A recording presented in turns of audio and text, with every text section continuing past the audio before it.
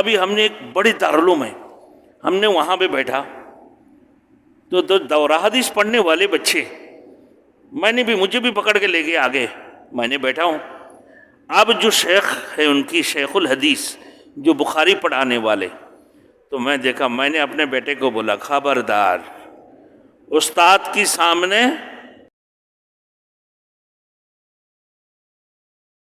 Thanks for watching. Don't forget to like, comment, share and subscribe to Maulana Habibullah Rouhani Official.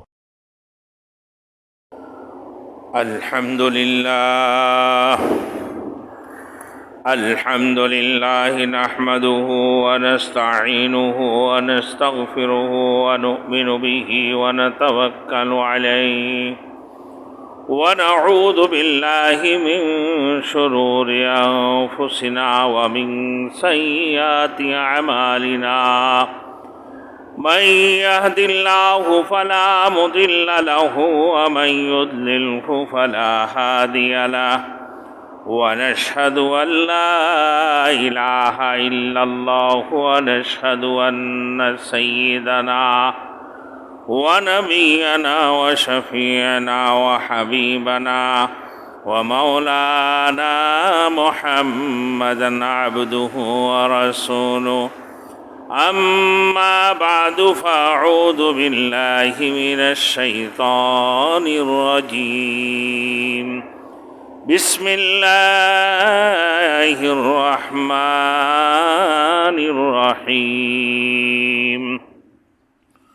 وأنه لما قام عبد الله يدعوه كادوا يكونون عليه لبدا. قل إنما أدعو ربي ولا أشرك به أحدا. قل إني لا أملك لكم ضرا ولا رشدا. قل إني لن يجيرني من الله أحد ولن نجد من دونه ملتحدا. صدق الله المولانا العظيم. میرے محترم دوستو اور بزرگ، پچھلے جمعہ کو رسول مقبول صلی اللہ علیہ وسلم کی ولادت و سعادت کے بارے میں بیان ہوا. اس سے پہلے جو ہمارے درس قرآن تھے، وَأَنَّ الْمَسَاجِدَ لِلَّهِ، مسجد اللہ کے لیے ہے، اللہ کی گھر ہے، اس میں عبادت کرو صرف اللہ کی، اور کسی کی عبادت مت کرو. مسجد کی جو آداب ہیں، مسجد کے اندر جھوٹ بولنا، شور شرابہ کرنا، غلط باتیں کرنا اور مسجد میں اپنے دیگر معاملات کرنا، یہ بہت مسجد کے آداب کے سخت خلاف ہے.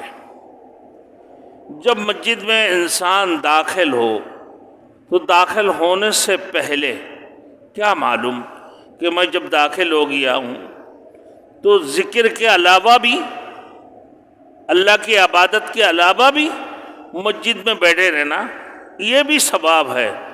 مگر ایک بات یہ ہے کہ ایک ثواب میں دو ثواب، ڈبل ثواب، 10 سال اعتکاف کرنے کا ثواب مل جاتی. وہ کیسے؟ کہ مسجد میں جب داخل ہوئیں آپ تو اعتکاف کی نیت کر لیں داخل ہونے سے پہلے. اب آپ نماز مسجد میں داخل ہونے کا ثواب بھی مل گئی، عبادت کی ثواب بھی مل گئی، اعتکاف کی ثواب بھی مل گئی، ڈبل ثواب ہو گئے.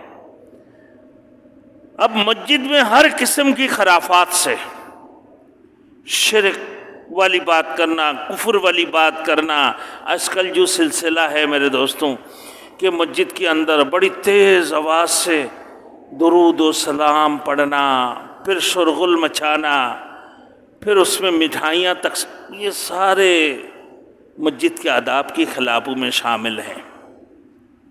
یہ نہیں کرنا چاہیے. آج جو بات ہے میرے دوستوں فرماتے ہیں اور اچھا مسجد کے اندر جو فضیلت اللہ کے رسول نے فرمایا، حضور صلی اللہ علیہ وسلم نے فرمایا کہ من بنا للہ مسجدا بنا اللہ لہ بیتا فی الجنہ، جس نے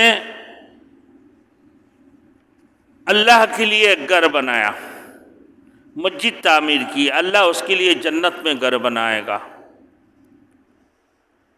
تو یہ مسجدیں خاص اللہ کی عبادت کے لیے بنائی جاتی ہے، تو پھر ان مقاموں میں کفر و شرک کی بات کرنا نہایت ہی ناپسندیدہ ہے۔ ویسے تو کفر اور شرک کسی مقام پر بھی راز روا نہیں ہے، مگر اس کے ارتکاب مساجد میں کرنا نہایت ہی قبیح فعل ہے، جتنا بڑی ثواب ہے اتنے بڑی گناہ بھی ہے۔ جیسے حرم شریف کے متعلق فرمایا کہ وَمَن يُرِدْ فِيهِ بِإِلْحَادٍ بِظُلْمٍ نُذِقْهُ مِنْ عَذَابٍ عَلِيمٍ، یعنی جو کوئی حرم کے اندر الحاد کچروی کرے گا ہم اس کو دوہرا عذاب دیں گے، کیونکہ یہ پاک خطہ ہے۔ پاک خطہ کے اندر 2 نمبر والی حرکتیں نہیں ہونا چاہیے، الحاد اور کچروی نہیں کرنا چاہیے، اللہ نے اس کو محترم بنایا۔ تو اب شرک اور کفر تو یہ اللہ کی قہر اور غضب کو بھڑکانے والی چیز ہے، تو مسجد میں مطلقاً معصیت کی بات بھی نہیں ہونی چاہیے۔ مسجدیں اللہ کی عبادت کے لیے مخصوص ہے۔ اسی طریقے سے چھوٹے بالکل معصوم بچے، معصوم بچے کا مطلب یہ نہیں 7 سال عمر کے قریب ہو گئے، ان کے لیے تو مروزی بیانکم اذا بلغوا 7 واضربوہم اذا بلغوا 10۔ جب بچوں کو 7 سال عمر ہو تو ان کی نماز کے حکم کرو، جب 10 سال ہو ان کو ڈانٹو ڈپٹو، ان کو 2-4 تھپڑ بھی لگا دو نماز کے لیے۔ تو پھر ایسے بچوں کو تو مسجد میں لانا چاہیے۔ ہاں بالکل نہ سمجھ جو پیشاب کر دے، پخانہ کر دے، پمبر پہننے والے، ایسے بچوں کو مسجد میں نہ لائیں تاکہ مسجد کے آداب کے خلاف نہ ہو۔ اسی وجہ سے فرمایا کہ جنبوا مساجدکم صبیانکم، اپنے چھوٹے بچوں کو مسجد سے الگ رکھو کہ وہ بے شعور ہوتے ہیں، مسجد میں پیشاب پخانہ کریں گے تو بے حرمتی ہوگی۔ اسی طرح پاگلوں کو بھی نہ مسجد میں آنے نہ دو، وہ بھی اس قابل نہیں کہ مسجد کی حرمت کا بحال رکھ سکے۔ مسجد میں لڑائی نہ کرو، تلوار مت کھینچو، مسجد میں حدود جاری مت کرو کہ ہاتھ کٹے گا، قتل ہوگا تو مسجد آلودہ ہوگا۔ مسجد میں گمشدہ چیزوں کی اعلان نہیں کرنا چاہیے، لیکن بس خرید و فروخت نہ کرو، یہ سب چیزیں مسجد کے آداب کے خلاف ہے۔ ہمارے یہاں کوئی بچہ گم ہو جائے، کوئی چیز گم ہو جائے، مسجدوں میں اعلان شروع ہو جاتی ہیں بھائی، پھر فوری طور پر۔ تو آپ دیکھیں آگے فرمایا، اور یہ بھی ارشاد فرمایا کہ نظفو، کہ مسجد کو پاک صاف رکھو، نہ اس میں ظاہری اور باطنی قسم کی گندگی نہیں ہونی چاہیے۔ ظاہری گندگی سے مسجد کی پاکیزگی کی کوشش کہ اکثر کی جاتی ہے، مگر یہی مساجد باطنی گندگی سے بری ہوئی ہے۔ شرک، بدعت، غلط قسم کی واز مساجد میں کیا کچھ نہیں ہو رہا ہے تو رسومات باطلہ بھائی، اب شرک و بدعت کی تعلیم دی جاتی ہے مسجدوں کے اندر، نہ تو یہ سب ناجائز کام ہیں، کیونکہ ان المساجد للہ فلا تدعوا مع اللہ احدا، ان المساجد، مسجد، بے شک مسجد صرف اور صرف اللہ کے لیے ہے، اور اللہ کی عبادت کی جائے، اللہ کی عبادت کی بغیر کچھ بھی نہ کرے۔ اسی طریقے سے مساجد سے مراد سجدہ کہیں بھی کرے، مسجد اللہ کی گھر ہے، اس میں سجدہ کی جاتی ہے۔ ایسے روئے زمین کی تمام خطہ مسجدوں میں شامل ہے۔ بھائی جہاں چاہیں آپ نماز پڑھے، اور روئے زمین کی کوئی بھی جگہ پاک ہو، صاف ہو، سجدہ کا پاک ہونا چاہیے، مسجد میں نماز پڑھنے میں کوئی حرج نہیں ہے۔ پھر فرمایا سوائے خدا کی کسی کو بھی روا نہیں، نہ سورج کو، نہ چاند کو، اور نہ مخلوق میں سے کسی اور کو. لا تسجدوا للشمس ولا للقمر واسجدوا للہ الذی خلقہن. فرمایا سجدہ مت کرو سورج کو اور چاند کو، اور نہ ہی اللہ کی سوا اور کسی کو جو اللہ کی مخلوق ہے، ان کو بھی سجدہ مت کرو. اب میرے دوستوں، تعظیم کے لیے آج کل تو بھئی ہر جگہ پہ دیکھیں گے تو شرک ہی شرک. اللہ معاف فرمائے کہ میں نے آج سے 25-30 سال پہلے کی بات کر رہا ہوں، تقریباً 35-36 سال پہلے، کہ بھئی مزار میں گیا ہوں، زیارت کیا، فاتحہ پڑھا، تو ہمارے ساتھ ساتھی اور بھی تھے، تو وہ کہنے لگا بھائی زیارت تو کر لیا، آپ جو بولتے ہیں شرک، میں نے 2 منٹ کھڑے ہو جاؤ. یقین مانے صرف 2 منٹ کے اندر میرے خیال میں 10 بندوں نے سر جھکایا، اور قبر کے سامنے، مزار کے سامنے حضرت سلطان المشائخ نظام الدین اولیاء رحمۃ اللہ علیہ کے مزار کی بات کر رہا ہوں. میں جب دارالعلوم میں پڑھ رہا تھا تو وہاں بھی آیا، زیارت کیا. اب گلاب کے نیچے سے سر جھکا دی، بابا تو ہی ہے قادر مطلق. کون ہے قادر مطلق؟ اللہ کی ذات. تو ہی ہے مشکل کشا. مشکل کشا کون ہے؟ اللہ کی ذات ہے. اولاد کون دے گا؟ اللہ. دولت کون دے گا؟ اللہ. تو مال دینے والی اللہ کی ذات ہے، اولاد دینے والی اللہ کی ذات ہے. بھائی سارے مشکلات کی حل کرنے والی اللہ کی ذات ہے. وہ اللہ کی برگزیدہ بندہ ہے، چنے ہوئے بندہ ہے، اللہ کا ولی ہے، اس میں کوئی شک نہیں ہے. اللہ کے نزدیک بہت ہی پسندیدہ، بہت ہی برگزیدہ اللہ کے ولی. اب ان کی قبر میں جا کر آپ زیارت کرو، منع نہیں ہے، لیکن آپ سر جھکانا یہ کتنی بڑی شرک والی کام کر رہے ہیں. پھر ان سے مانگنا، مانگنا تو اللہ سے مانگو. مانگنا کس سے؟ اللہ سے. تو شرک سے بچو، اپنے آپ کو شرک سے بچاؤ.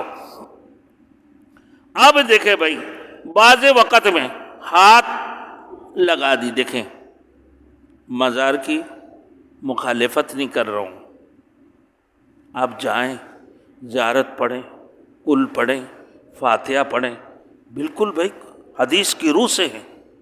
ان کے لیے دعائیں مانگیں، ان کے لیے دعائیں مانگیں، اپنے لیے مانگیں، ان کی وسیلے سے مانگیں. وہ منع نہیں ہے. ساتھ ساتھ ارے ان کی وسیلہ تو اس میں شامل ہو ہی جاتے ہیں. جب ماں باپ کے نام نہیں لیتے، سب سے پیر تو تمہارے ماں باپ ہے. جس دعا کے اندر والدین کی نام شامل نہیں ہوتا وہ دعا قبول نہیں ہوتی ہے، اور جس دعا کے اندر اللہ کے رسول کی نام نہیں لا دیا صحابۃ الاجمعین وہ بھی شامل نہیں. تو لہذا دعا کی جائے، اے اللہ تمام انبیاء کرام، اللہ کے رسول، صحابۃ الاجمعین، تابعین، تبع تابعین، سلف صالحین، ائمہ مجتہدین، خلفائے راشدین، تمام اولیاء کرام، اسے دعا ہو. پھر وہ دعا قبول ہونے کا 100% امکان، امید ہے کہ یہ دعائیں قبول ہوگی یقیناً. تو بھائی اللہ کی ولی تو برحق ہے نا. آپ 2 گھٹنوں جھکا دیا، 2 ہاتھوں کو جھکا دیا، سر کو جھکا دی، یہ حرام ہے، شرک ہے. ابھی ہم نے ایک بڑی دارالعلوم ہے، ہم نے وہاں پہ بیٹھا تو 2 دورہ حدیث پڑھنے والے بچے، مجھے بھی پکڑ کے لے گئے آگے، میں نے بیٹھا ہوں. اب جو شیخ ہے ان کی شیخ الحدیث جو بخاری پڑھانے والے، تو میں دیکھا، میں نے اپنے بیٹے کو بولا خبردار، استاد کی سامنے استاد کی احترام ہوتی ہے، استاد کے لیے محبت ہوتی ہے، ہر قسم کی محبت. استاد ہے، بس بخاری پڑھایا، مگر ایسے نہ جھکو جیسے سجدہ سمجھ میں آ جائے.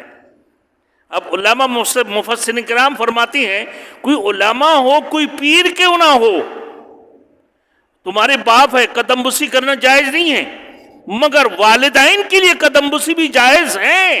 کیسے؟ سیدھے آپ بیٹھ جاؤ، ایسے سیدھے بیٹھ گیا، آپ کی والدہ بیٹھے ہیں یا کھڑے ہیں، آپ بیٹھ جاؤ. امی جی سب سے پہلے تو السلام علیکم ورحمۃ اللہ وبرکاتہ. پھر اپنے امی کی پاؤں کو جھکنا نہیں، ایسے سیدھا ہو کر بیٹھو، پاؤں چومو ہاتھ سے اپنے والد کی، اتنا تو جائز ہے. ایسے کر کے جھکتے سلام کرتے ہیں. یہ بنگال میں تقریباً رواج ہے، انڈیا میں بھی ہے. جھکنا نہیں ہے، سیدھا بیٹھ جائیں، سلام کریں پہلے، پھر اس کے بعد بیٹھ کر پاؤں کو چوم لیں، پاؤں کو اپنے ہاتھوں سے چھوئیں. یہ احترام ہے. یہ بنگال میں بھی تقریباً انڈیا میں بھی یہ تقریباً جو ہے نا ایسے کر کے جھک کے سلام کر رہے ہوتے ہیں. یہ شرک ہے. اپنے پیر کے سامنے ہاتھ کو چوم رہے ایسے جھک کے، نہیں بھائی سیدھا کھڑے رہو. استاد کے ہاتھ کو اگر پیر صاحب کھینچ کے ایسے کر کے چوم لو. تم اتنا پیار کرتے ہو نا. جھکنا نہیں ہے. جھکنے میں یہ رکو یا سجدہ ہو جاتے. تو رکو سجدہ کس کے لیے؟ اللہ کے لیے ہے، اور کسی کے لیے نہیں ہو سکتا ہے. لہذا تو فرماتے کہ امرت ان اسجد علی سبعۃ اعراب، کہ 7 حصوں سے سجدہ ہوتے ہیں. 7 چیزیں، 7 اعضاء ہے جو اللہ نے سجدہ کے لیے مقرر کیا. 7 اعضاء یعنی مجھے حکم دیا گیا، اللہ کے رسول فرمائے کہ مجھے حکم دیا گیا کہ 7 اعضاء پر سجدہ کرو. 7 اعضاء، ناک اور پیشانی یہ ایک عضو شمار ہوتے ہیں. ناک اور پیشانی یہ ایک حصہ ہے. اب ناک لگاؤ، پیشانی لگاؤ، یہ ایک حصہ میں شامل ہے. دوسرا دونوں ہاتھ ہو گئے بھائی. پھر 2 گھٹنے، یہ پھر اس کی بعد 2 پاؤں. اسے کھڑے ہو. کوئی کھڑا نہیں کر سکتے ہیں قبلہ کی طرف بھی انگلیاں ہوں تو بھائی بیماری کی وجہ سے یا چوٹ لگ گیا ہوگا یا ٹوٹ گیا ہوگا، یہ اور بات ہے. بات سمجھ میں آ رہا ہے؟ مجبوری میں تو سب جائز ہے بھائی. لیٹ کے نماز پڑھنا، اشارہ سے نماز پڑھنا. کرسی میں جو نماز پڑھتے ہیں کیسے پڑھتے ہیں بھائی؟ اشارہ میں پڑھتے ہیں. وجہ ہے بعض وقت میں بھی پڑھ لیتا ہوں کیونکہ مجھے 2 گھنٹہ تک ہاتھ پاؤں سیدھا نہیں رہتا ہے کوئی سو کر اٹھ کر آنے کے بعد. وجہ یہ کمر میں تکلیف، جوڑوں میں تکلیف ہوتی ہیں، اور جب بیٹھتا ہوں تو کھڑے نہیں ہو پاتا ہوں. اتفاقیہ. تو یہ جو ہے اشارتاً نماز ہوتے ہیں. تو اشارہ میں، مجبوری میں تو اشارہ میں بھی نماز پڑھنا جائز ہے نا بھائی. جھکنے، ایک جھکے ہوا بھائی، یہ جھکا. پھر رکوع سجدہ میں جب بیٹھ کے نماز پڑھتے ہیں اس کے بھی ایک طریقہ ہے. دیکھیں بھائی، آپ نے پڑھے ہیں، رکوع کیے، اللہ اکبر، اب کی ہاتھ یہاں پہ رکھنا ہے، پکڑ کے نہیں رکھنا ایک دم سے جیسے رکوع میں. آپ رکھ لیا، سبحان ربی العظیم، سبحان ربی العظیم 3 مرتبہ 5 7 پڑھے، سمیع اللہ لمن حمیدہ. ہلکا سا ہاتھ کو آگے گھس کیا، یہ ربنا لک الحمد، اللہ اکبر. دونوں حالتوں میں، رکوع سجدہ کی حالت میں ہاتھ ایسے رہے گا. بعض لوگ ایسے کر دیتا ہے، بعض لوگ اتنا آگے کر لیتے ہیں. طریقہ نہیں ہے، یہ غلط طریقہ ہے. ہمیشہ ہاتھ یہاں آپ کے اپنے گھٹنوں تک ہوگا. اللہ اکبر، سجدہ سبحان ربی الاعلیٰ. اور بعض لوگ ہاتھ کو اتنا کر دیتے ہیں، بعض لوگ اس سے آگے کر لیتا ہے اور اتنا جھک لیتا ہے کہ بھائی، تو بھائی جب آپ اشارات ہیں، نماز پڑھ رہے ہیں تو اتنا کیوں جھک رہے ہیں؟ تو پھر کھڑے ہو کر پڑھ لیں.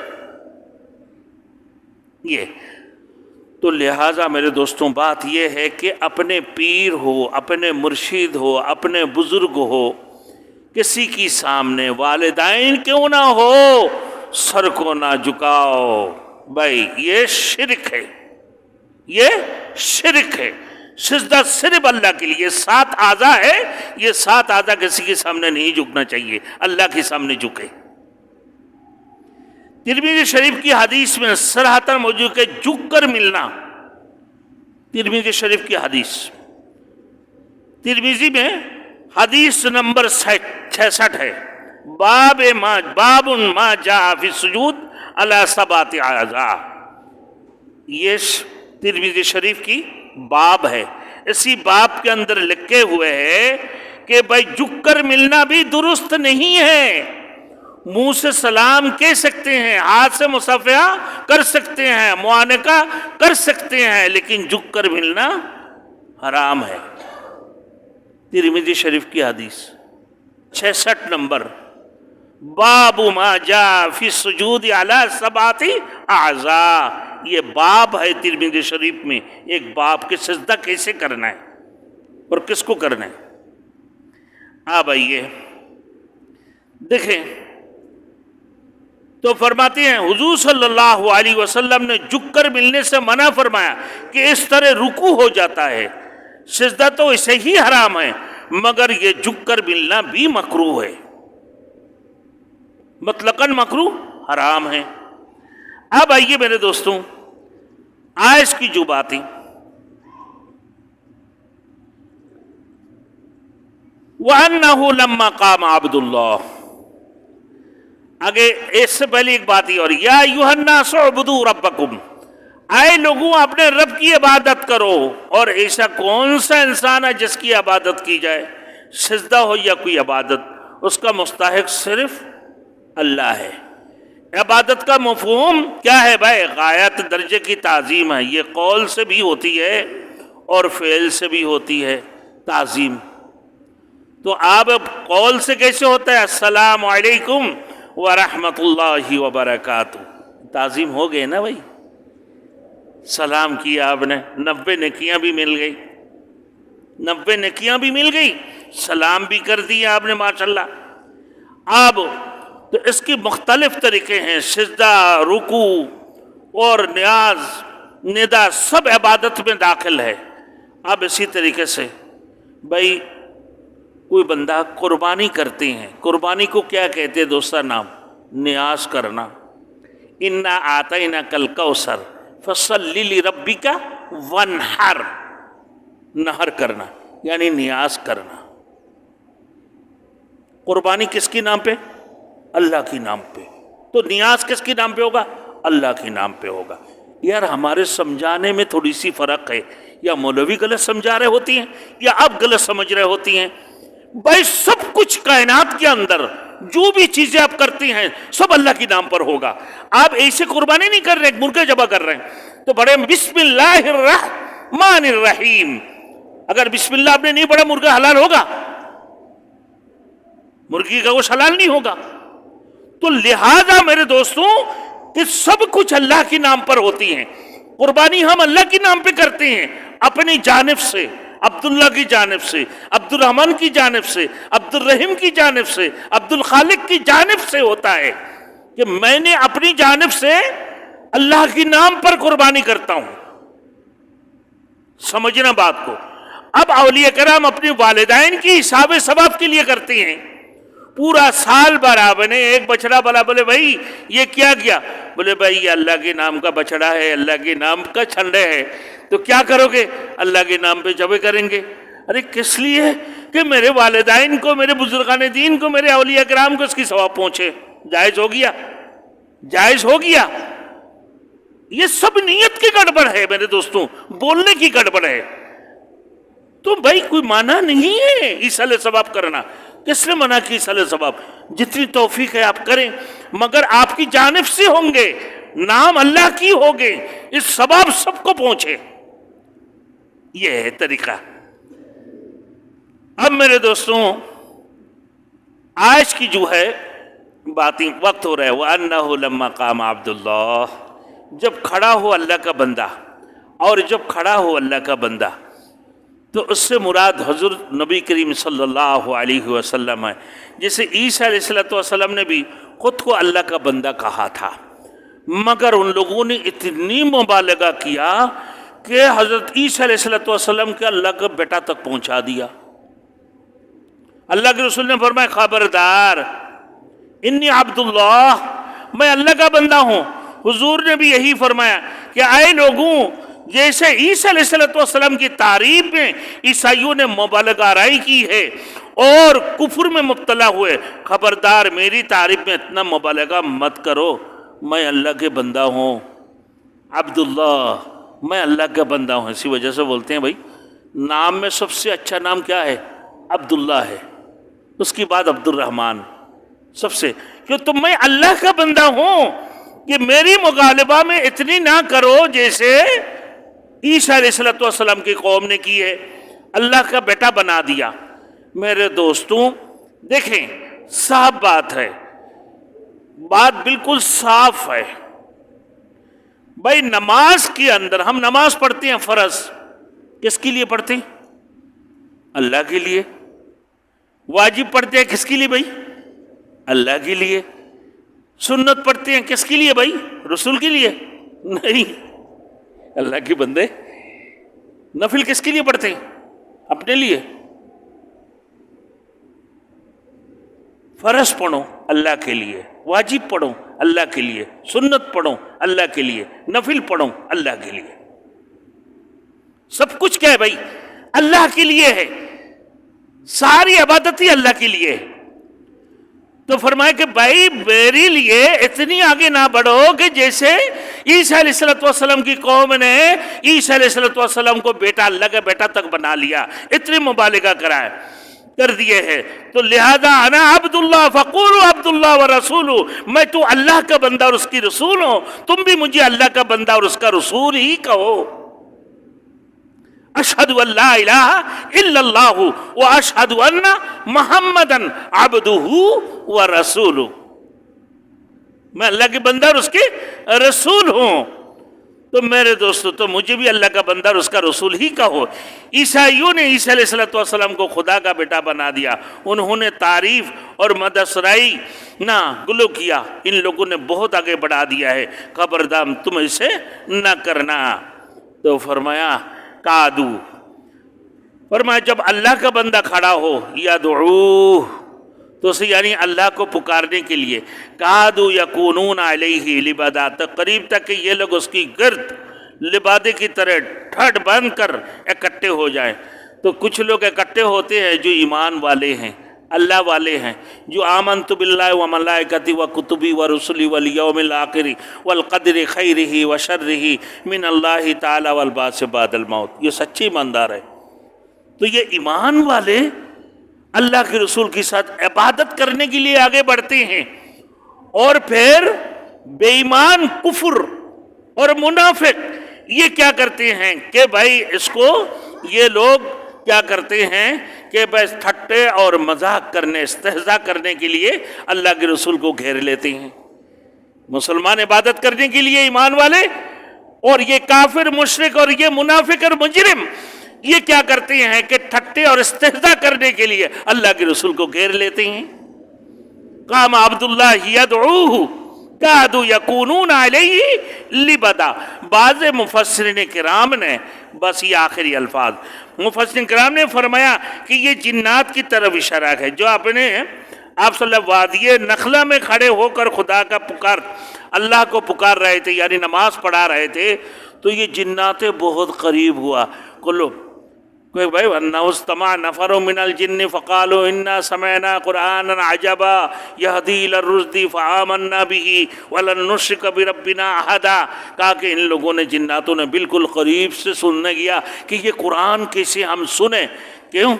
تو وہ ایمان لے کر آ گئے۔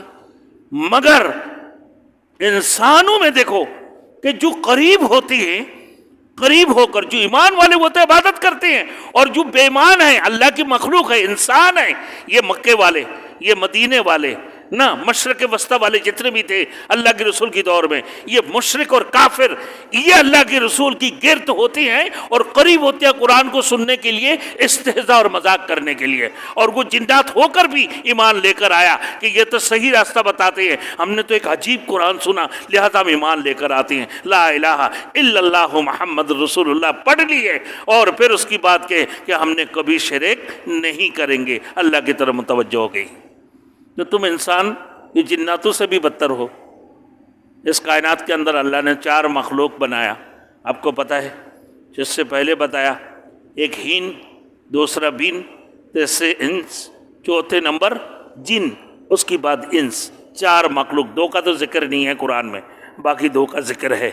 اللہ رب العزت جنات کو بھی اللہ کے رسول کی اطاعت کے لیے بنایا، تو جناتوں کے بھی یہ نبی اور سردار ہے، جناتوں کے لیے بھی کامیابی اللہ کے رسول کے اطاعت پر ہے، اور انسانوں کے لیے تو ہے ہی، اور جس نے اللہ کے رسول کے اطاعت میں کامیاب ہے ناکام ہے۔ اللہ ہم سب کو اطیع اللہ و اطیع الرسول کے اوپر عمل کرنے والے بنا دے، اور اللہ کے رسول سے محبت نصیب عطا فرما دے۔ وآخر دعوانا ان الحمد للہ رب العالمین۔